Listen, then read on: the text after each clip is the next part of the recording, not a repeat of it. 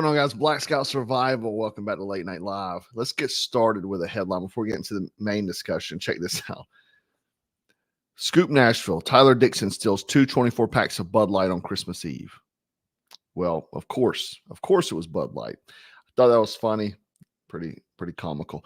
So let's talk about the leftist mouthpiece known as Jimmy Kimmel. You know, Jimmy Kimmel lost his mind after Trump became president. Previous to that, he was fairly normal, but then he became a full-blown propagandist for the leftist Marxist movement. Anyway, Aaron Rodgers. It's not the first time Aaron Rodgers went in on Jimmy Kimmel, but he went on him again today. And like I told you guys, I started watching football years ago and when dudes started getting on their knees. And Aaron Rodgers, probably the only football player I really like at this point. But I want to play the clip from earlier today. Bring it up, Foxy or somebody back there. Seats on it. Bring up Super Bowl 58. You'll see it. The emblem, put it on the screen. And then bring up 57 and 56. Does that have something to do with the Epstein list that came out? Feels like That's supposed to be coming out soon. Look, this guy's been waiting in his wine cellar. Yeah. I've been waiting in my wine cellar for this thing. A lot of people, including Jimmy Kimmel, are really hoping that doesn't. All right. Obviously, a clip from this particular program was run on Jimmy Kimmel's show whenever Aaron brought up the list, and then Jimmy mocked him for it. Aaron has not forgotten about that, but here we are sitting right in front of that nice bottle of scotch. What do you say? I'm waiting to celebrate something. Oh, yeah. He's been waiting. That's for the one. He's been waiting. Hey, I'll tell you what, if that list comes out, I definitely will be popping some sort of bottle. Hey, you've been calling for it for a few years now. Anyone? So this is the response. I'm sure you might have seen it, but he says, "Dear asshole, for the record, I've not met, flown with, visited, or had any contact whatsoever with Epstein. Nor will you find my name on any list other than the clearly phony nonsense that soft-brained wackos like yourself can't seem to be distinguished from reality. Your reckless words put my family in danger. Keep it up and we'll debate the facts further in court." So this was not the first time that Jimmy Kimmel and Aaron Rodgers have went at it. I'm going to play a video from 9 months ago that I did. And apparently my video came back to life from 9 months ago because of today's drama and the Kimmel stuff. So I'm gonna play this video real quick, some bits and pieces up so you can see the original kind of back and forth between these two. Needless to say, all this UFO talk has the tinfoil hatters going wild, including Green Bay whackpacker Aaron Rodgers, who offered this hot take on the Pat McAfee show. I believe that this has been going on for a long time. Interesting timing on everything. There's a lot of other things going on in the world. Did you hear about the Epstein client list about to be released too? What's that? What are you talking about? There's some files that have some names on it that might be getting released pretty soon. Oh. Might be time to revisit that concussion protocol, Aaron. So why would he make a joke about Jeffrey Epstein's client list? Why would he, not want that out there just like the rest of us? Let's hear that again real quick. That might be getting released pretty soon. Might be time to revisit that concussion protocol, Aaron. Yeah, why would anyone not want Jeffrey Epstein's client list out there and these people brought to justice? These pedophiles, these sick, twisted individuals, unless maybe you're one of them, right?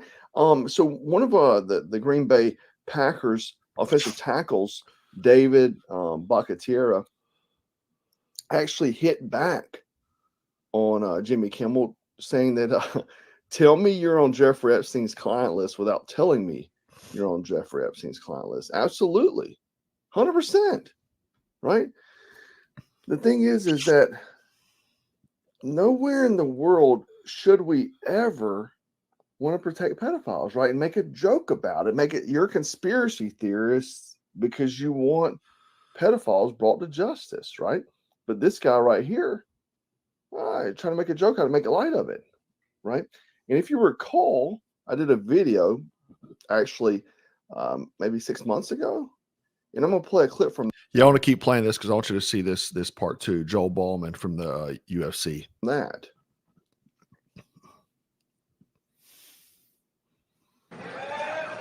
Mr. Influencer to influencers. Secondly, Jimmy Kimmel, viral this. I fight to eradicate childhood malnutrition from the planet. And until they release the flight logs, you, the mainstream media, Hollywood, are all pedophiles to me. Eat dick. So that is Joel Ballman, a UFC fighter. And he actually said that after he won a match. When was this video?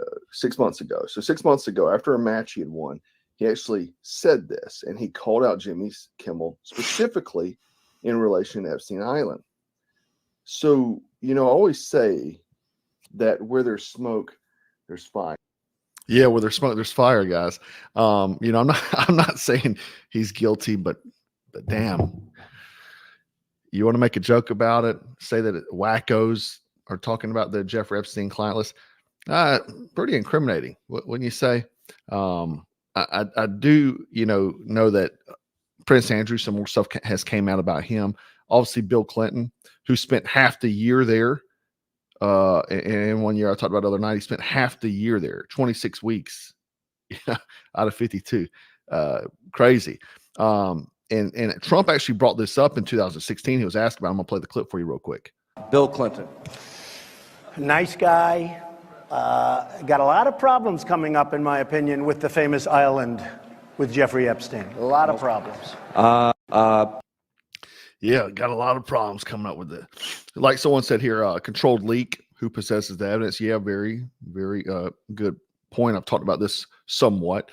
I did a pretty extensive video on Jeffrey Epstein's connection to the Mossad and the various people around him, Ghislaine Maxwell's connection to the Mossad. Some people are speculating that this is who leaked it because apparently attorneys were having to reach out to the Israeli government to try to get their names redacted off the list.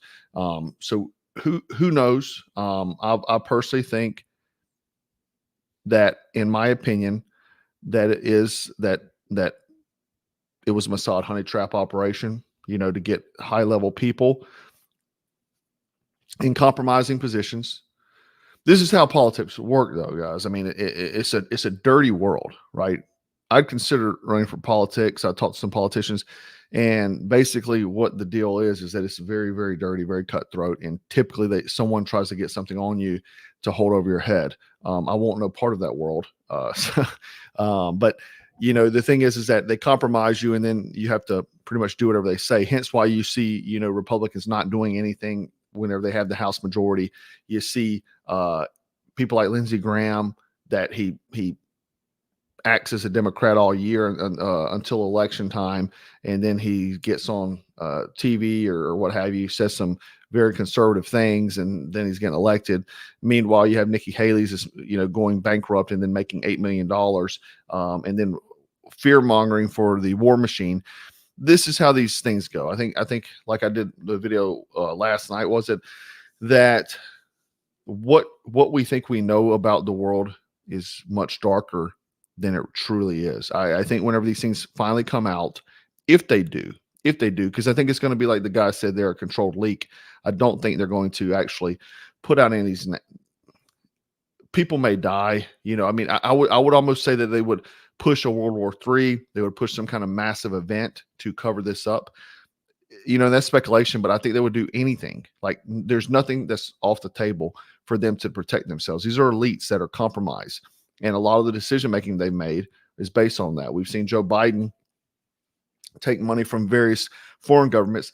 He makes very compromising decisions that compromise America, and everybody's cool with it, right? You don't see the House Republicans pushing back. You don't see many Republicans really even saying anything. How many Republicans? There's only a handful that are even saying something about our southern border getting flooded every day, our country's being invaded.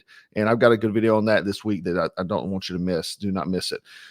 But I do believe that, you know, along with a lot of different things, 2024 is going to be a very, very wild ride.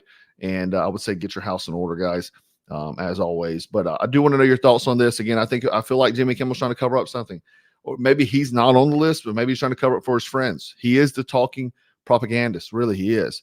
If you ever watch Jimmy Kimmel, I watched him before. I watched him on the Man Show a long time ago, and a completely different guy. When Trump got elected, this man changed complete course of his whole personality. His late night show became a leftist propaganda piece every night. And I think it's pretty evident. It's pretty evident with his behavior on these Epstein lists. Like, who in the world would not want pedophiles brought to justice? Unless you're one of them. Anyhow, guys, let me know your thoughts below. And remember to stay frosty, stay strapped, and always stay dangerous. Take care.